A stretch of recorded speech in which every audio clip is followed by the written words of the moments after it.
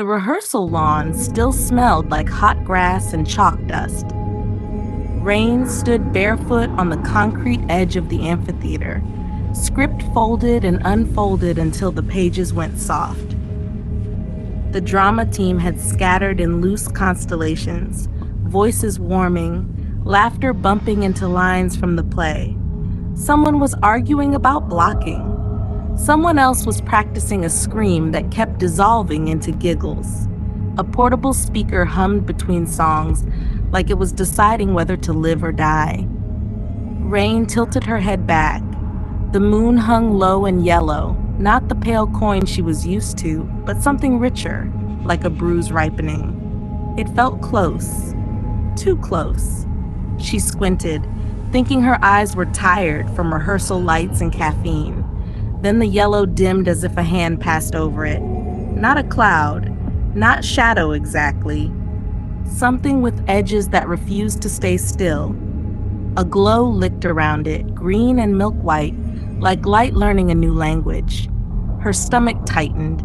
The glow swallowed more of the moon, and the air around the lawn thickened, the way it does before a storm decides to show its teeth. The laughter broke. One of the actors, Milo, dropped his water bottle and stared up with his mouth open, whispering a word that never quite landed. The speaker fizzed and died. Crickets stopped mid-thought. Rain felt watched. Not from above, from everywhere else. The first sound was a rustle that did not match the breeze. Leaves trembled, but the branches stayed still. A raccoon stepped out from the tree line, then another. Their eyes reflected too much light. A deer followed, joints bending at wrong angles, ears swiveling like satellite dishes hunting for a signal. A cat slunk from behind the prop crates, fur standing as if brushed by static. The animals circled the amphitheater with the patience of things that had learned waiting as a craft. Someone screamed, not a rehearsed scream, a real one, ripped and raw. The people changed next. It was subtle at first. A girl Rain recognized from costume crew started laughing too loudly, then too fast, the sound clicking like teeth. Her eyes darted from face to face, never settling, as if every detail demanded attention at once. A boy dropped to his knees and began counting the cracks in the concrete, fingers flying, muttering numbers that tangled and unraveled. Another student pressed his palms to his ears and rocked, whispering to someone who was not there. Rain backed away. Her pulse tripped over itself. Something tall unfolded from the shadow of the stage stairs. It had the suggestion of a person, but the proportions kept rearranging, like a sketch erased and redrawn by an impatient hand. Its head tilted, then tilted again, too far. It sniffed the air with curiosity that felt surgical. Hide. The thought came with the force of instinct, not fear exactly, but clarity. Rain turned and ran. She cut through the side paths of her made-up campus, past sculptures that watched without eyes and banners flapping like warnings. Students scattered in all directions, some sprinting, some frozen, some smiling with a brightness that did not belong to them. A girl Rain knew as Tamsin grabbed her arm, nails biting skin. "Did you see it?" Tamsin said, words tumbling over each other, gaze flicking to the trees, the sky, Rain's face, then away. "The moon did a thing. I think I can hear colors." Rain shook her off gently and kept moving. She needed things, not a plan, things. The idea stacked itself fast, a list assembling and reassembling as she ran. Fire, sharp edges, light proof. The art building loomed ahead, all glass and brick, murals stitched along its sides.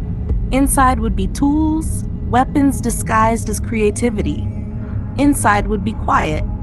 The doors were unlocked. Rain slipped in and locked them behind her, breath sawing in and out of her chest. The hallway smelled like paint thinner and clay. Motion sensors flickered lights awake as she passed. each click of illumination sounding too loud. The sculpture studio waited at the end, doors yawning. Inside, metal and wood and ceramic crowded the space. Tables were littered with chisels, knives, wire cutters, saws. Racks of student work watched from the walls. Masks, assemblages, dolls. Rain grabbed a utility knife, then another. She tucked a hammer into her waistband and hesitated, then took a can of solvent and a lighter from a welding station. Fire felt right in her hands, heavy with promise. She pulled her camera from her bag without thinking.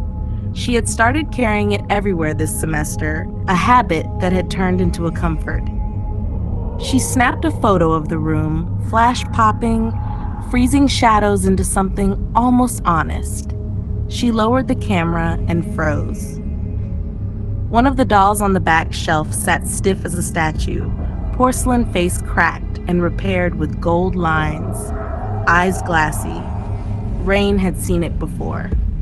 A classmate named Juniper had made it from found materials, called it Patchwork Mercy. In person, its head leaned slightly to the left, chin tucked. On the camera screen, the head was straight. Rain raised the camera again, hands shaking. Another photo.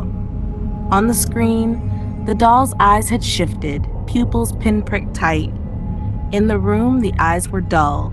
The air tasted like copper. Rain stepped back. The doll's fingers twitched, too quick to catch without proof.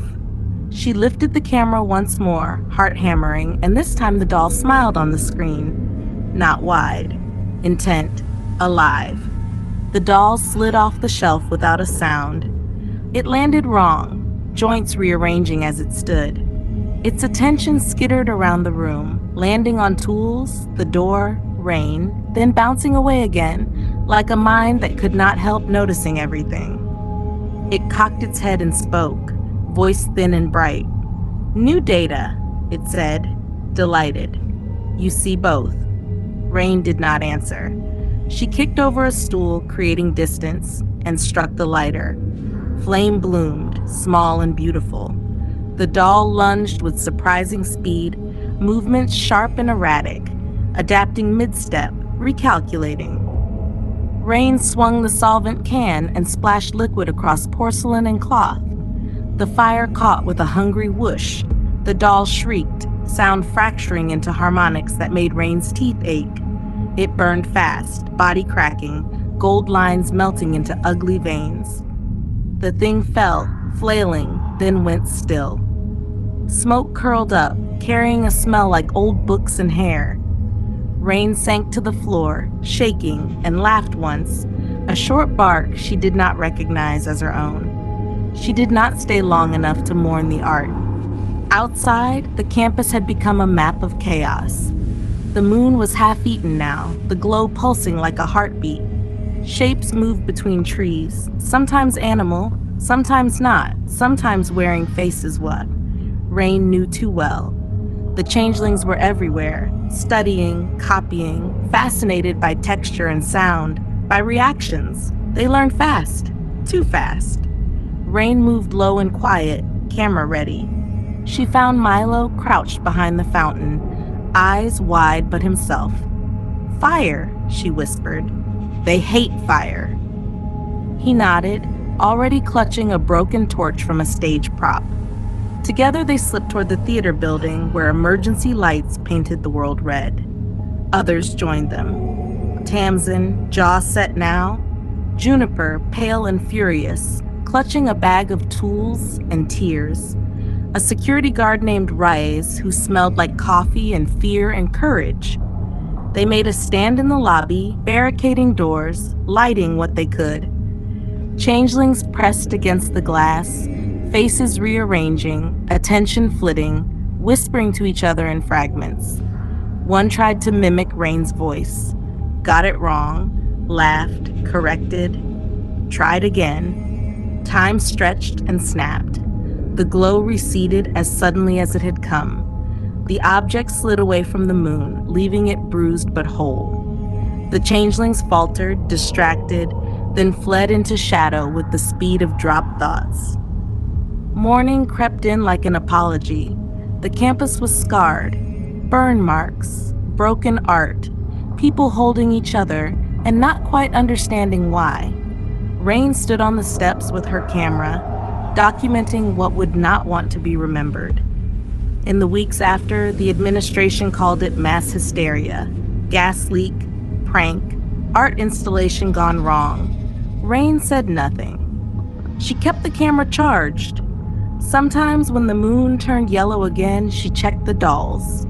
She kept fire close. The campus returned to rehearsal. Lines were spoken, songs were sung.